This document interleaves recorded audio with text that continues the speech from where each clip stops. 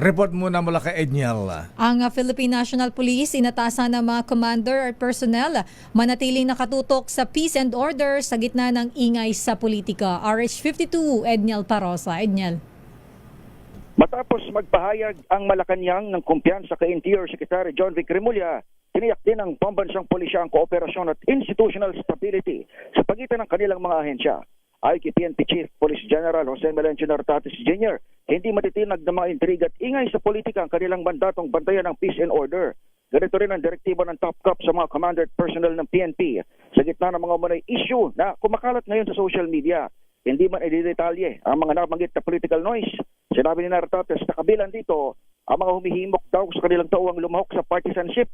Ginawa ng general ang pahayag ngayong umaga, isang araw matapos magpatawag na emergency meeting si Secretary Remulla dito sa loob ng Camp Crame. Kinumpirma sa DZRH na PNP Chief Publicist Police Brigadier General Rando Tuanyo na kasama sa emergency meeting kahapon sina Nartates at mga leader ng CIDG, Forensic Group at Directorate for Intelligence. Pero ani Tuanyo, samentro lamang ito sa case update tingil sa investigasyon sa nangyaring putukan sa Senado. Umugong sa social media ang mga pagkwestiyon sa diskarte ni Remulla at ng PNP sa pagpapatupad na ICC arrest warrant laban kay Senador Ronald Bato de la Rosa. Ako si Edniel Parosa, DZRH. Una sa Pilipinas, una sa Pilipino. Daming bayan.